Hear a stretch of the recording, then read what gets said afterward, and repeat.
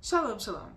There's a tendency that human beings have to fall into a trap that seems like it's something that's a straightforward way to live, and it doesn't seem harmful at all. And as a matter of fact, it might seem like something good and something to build our character and our lives on. But in the end of the day, it can be harmful. And I want to talk about that.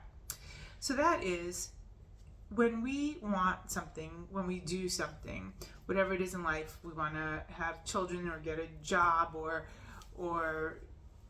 do some sort of feat that we want to accomplish, and we apply ourselves. Could be any amount, small amount, or work really hard for something. We tend to, when we succeed, say, okay, I was good enough, smart enough, strong enough, whatever it is, to accomplish what I needed to accomplish. And we give ourselves a little pat on the shoulder, like I did good here. Look what I went after it, and I was, successful. And we think that we're successful due to our own devices.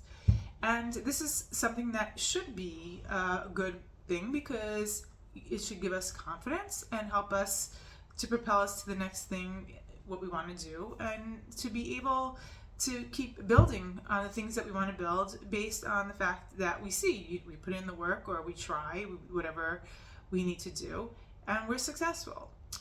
But in this week's Parsha, God tells us that this is not necessarily the case. Man has all sorts of abilities or lack thereof, but when he does something, whether he succeeds or whether he doesn't succeed, is in a large part God's will. Now, God mentions this when, two times actually, but in two different ways. Now, the in the middle of the parsha, when it says that the nation will go into the land and they're going to be successful and they're going to have lots of cattle and lots of riches, and they're going to have lots of food and possessions and homes, and everything's going to be going swimmingly, and they're going to say, God said to beware not to say in your hearts, not to think, as it says in English, that my strength and my might of my hand made me all this wealth, made me successful. And God says to them that that is not the case. When they are successful in whatever it is that they do, and he reminds them, it's because of God who gives them that strength to accomplish. It is God, he says in this parsha, God is the one who gives man the strength to and the abilities to be successful. And the reason why God does this is because he has a plan, and he wants us to apply ourselves and to succeed.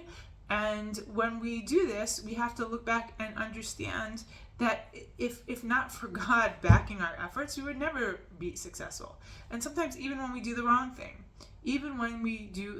thing, God lets us sometimes succeed. And in this week's Parsha, it tells us to test us, to strengthen us, because sometimes, unfortunately, sometimes people don't learn always from the positive, and they need to go through hard times, and they need to fall and learn from their mistakes. As we know, mistakes are there, and they're not such a bad thing as long as we can pick ourselves up and learn from them. And sometimes, unfortunately, human beings, they don't see, and they need to fail before they succeed. You see this a lot of times when people come to you for advice, and you give them the right advice, and they do the wrong thing anyway, because they need to experience, they need to go through it, and see why it's wrong experientially themselves. And this is the case with us as people. So sometimes God lets us succeed in whatever it is that we're doing, so that we can grow and hopefully be stronger at the end if we take it as a learning of a lesson. But we have this tendency that when we succeed, we think, it's because of everything that we did and not what God did. But also it tells us in this week's Parsha, in the beginning of the Parsha, that when God told them to go into the land and to conquer the land, he says, don't say, and it's very interesting because here it has the word Echa. We have the word Echa, just like we just came off of Tisha B'Av with when we say all the kinos, and we read Echa and we say how. When we ask this question Echa, how, in a lot of times it's because we don't see, when we ask how something is, we can't understand. We fell because we didn't understand that God could have helped us through, and we did the wrong thing. We fell because we didn't see the right thing, the godly thing to do, and we didn't do it. And so we're asking how. And when we say how, it's because we're lacking in faith a lot of time. Well, how did you let this happen? How? But a lot of times, God lets it happen because He lets us make our own choices. And that's how, unfortunately, bad things happen, because we make lots of mistakes. We do that, and then we suffer. But when bad things happen, we say, how, God, how did you let this happen? How did you? All of a sudden, now God's the one who's at fault for everything when things go bad, and that's when we come with how. And when things go good, we're like, oh, I'm so great. Look what we did. We won this war. We got so rich. Everything we do is so smart. Look at all this innovation. We're so genius. And God says, no. If you're succeeding, good on you, because you're putting in the effort, but I'm blessing your efforts, and that's how you're succeeding. And if things have gone wrong, it's because you made the wrong decisions. God always gives us, this is the formula. He gives us free will to make our choices, and He says over and over and over and over and over again to choose good, to do what is right, to do what is good, to follow in His laws, which He lays out here in this beautiful Torah, to give us a good life. He begs us, He implores us to do the right thing. And yet we slowly but surely turn a blind eye, make one bad decision after another.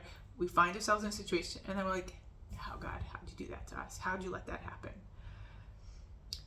So I think at the end of the day, it might seem sometimes like a little depressing, especially coming off of Tisha B'Av, at all the calamity that can befall us, that God actually lets these things happen and we suffer. But what's a beautiful thing, what's a good thing, is that God is telling us that He imbues us with such strength and with such abilities, that when we have to do something, when we're called to task, like when we had to conquer the land, which we thought was really beyond our ability, God's saying, when you have to do something, apply yourself. And how will you do it? Don't ask how. I will help you. I will be with you, because I am the one who asachayil. I am the one who will make you successful. And we've seen this time and time again when we conquered the land. Just when we got the land in 1948, miracle. Now, if we didn't try whatever it is that we tried, we would never have it. But we put in that effort, and God can make these miracles happen, just like He was able to take us out of Egypt, get us through the desert with all the miracles.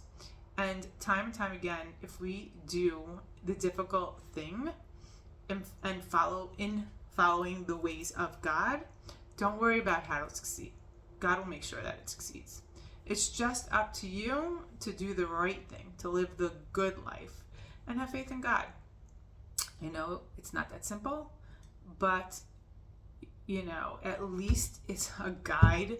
And for people that want to know what's the right thing to do, you do what's right thing over and over again. It becomes much more simple. So God should bless our efforts. We should always turn to the Torah to look for the right thing and try and find the right thing and have the strength. God should bless us with the strength to do the right thing, because it's not always so easy. So at least we should ask God to help us have the strength to be able to find, to know, and to do the right thing, and to always be with us. Because if God's with us, we will always succeed.